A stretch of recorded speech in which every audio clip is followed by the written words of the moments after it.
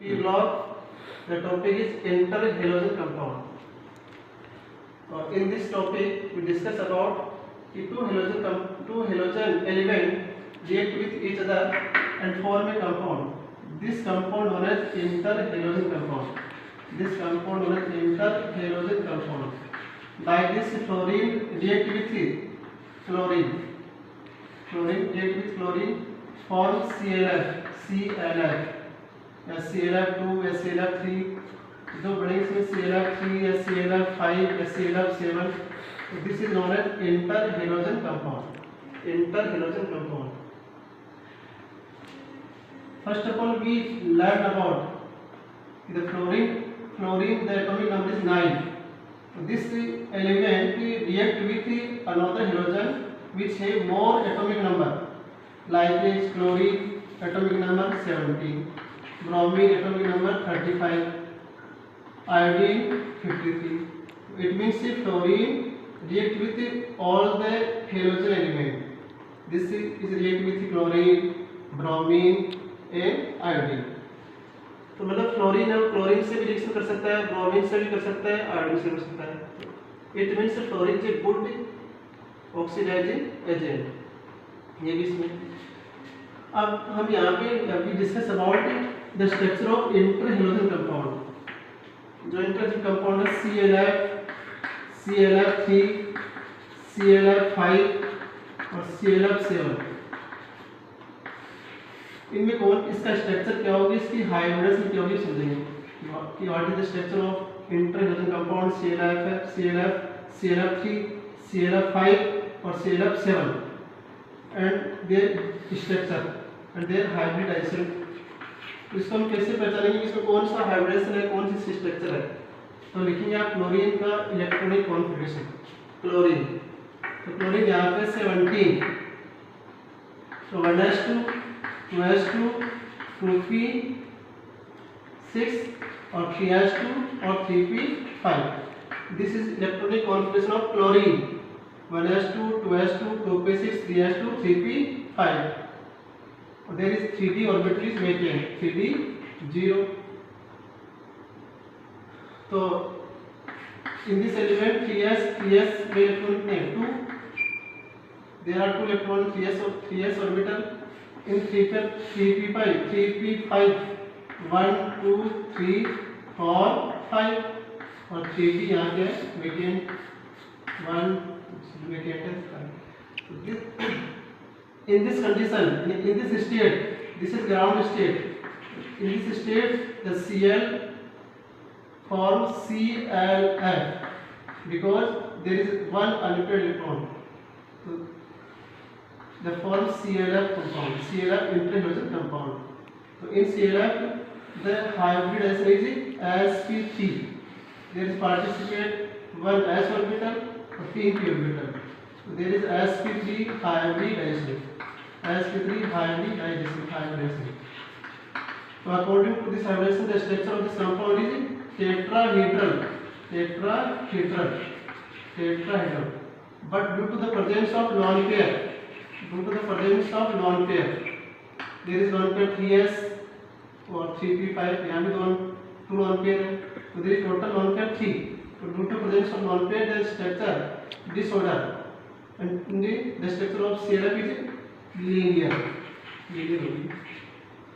मतलब यहाँ की ClF है उसमें हाइब्रिडेशन sp3 है, इसमें हाइब्रिडेशन sp3 है, but due to presence of lone pair the structure change, the structure is lone pair है ना.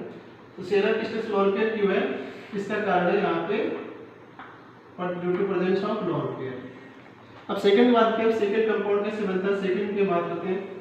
तो सेकंड जो एस इंटर-हेलोजन कंपाउंड ClF का Cl और F के साथ, तो इसमें क्या होगा कि इसकी आएगी एक्साइटेड स्टेट, आएगी एक्साइटेड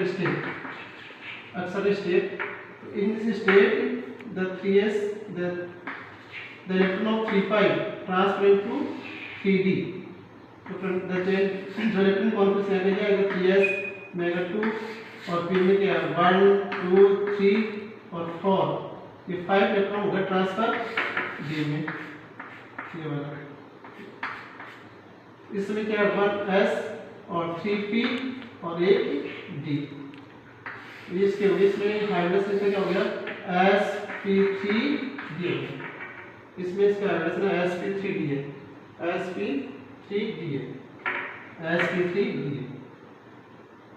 अब तो यहाँ भी लोन पेयर है 1 2, तो ड्यू टू लोन पेयर इसकी जो स्ट्रक्चर होगी ClF3 की वो होगी T से, क्या होगी T से, T से मतलब एक सेल यहाँ पे, फिर F और फिर F और फिर F और there is presence of 2 lone pair, 2 lone pair. Lone pair bond pair होगा रिपल्सन, तो due to repulsion the structure change to T से, तो ClF3 की जो स्ट्रक्चर होगी वो क्या होगी T से होगी, ClF3 की जो स्ट्रक्चर होगी T से due to presence of lone pair. तो हमने क्या बताया, तो बड़ा में ClF, तो ClF में था sp3 हाइड्रोजन, इसकी स्ट्रक्चर क्या थी लीनियर। सेकंड ClF3, इसमें आएगा sp3 हाइड्रोजन, इसकी स्ट्रक्चर क्या थी, क्या बोलिए हमने T से, इसकी स्ट्रक्चर T से क्योंकि इसकी स्ट्रक्चर T से होगी। वैसे होने कौन से चाहिए, वैसे इसकी स्ट्रक्चर होनी चाहिए कि अकॉर्डिंग टू हाइड्रोजन होनी चाहिए इसकी structure trigonal bipyramidal, trigonal bipyramidal होती है, bipyramidal. But due to presence of lone pair the structure is T set of IF3, यानी कि जो IF3 जो बना रहे हैं आप ClF3, तो ClF3 में जो होगा हाइड्रोजन होगा sp3d, sp3d के अकॉर्डिंग इसका जो स्ट्रक्चर होना चाहिए ट्राइगोनल बाइपिरामिडल, बट होती कैसी है T से। इसका रीजन क्या है, due to presence of 2 lone pair. Third बात होते हैं ClF5 कैसे बनते हैं, ClF5, तो ClF5 देखो इसमें इसकी नेक्स्ट आएगी एक्स्ट्रा स्टेट्स, यानी फर्स्ट, तो सेकंड एक्स्ट्रा स्टेट में क्या होगा, second extra state the electron 3p transfer into 3d, next हो जाएगा ट्रांसफर।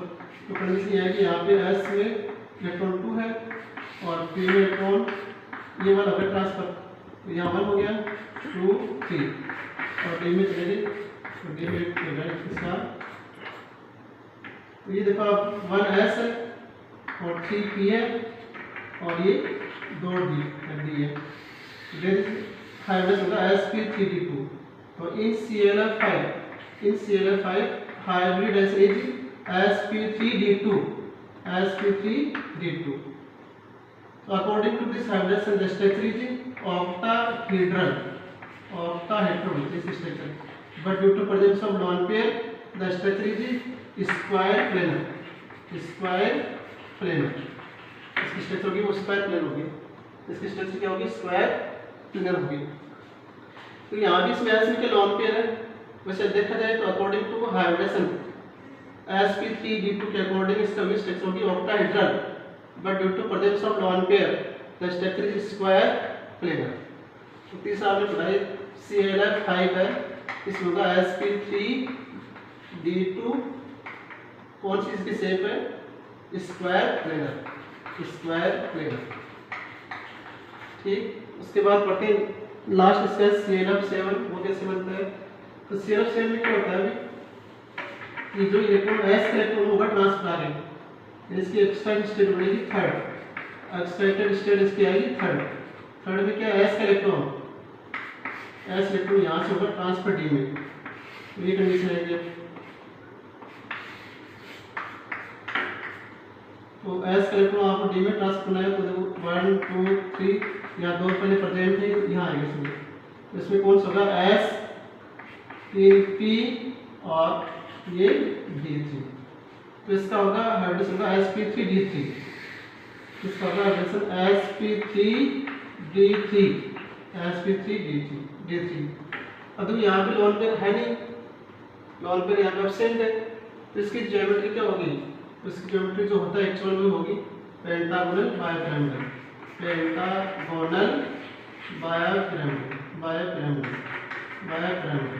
इसकी स्ट्रक्चर होगी पेंटागोनल बायोपिरामिडल। तो ClF7 इसमें sp3d3, इसकी ज्योमेट्री होगी पेंटागोनल बायोपिरामिडल।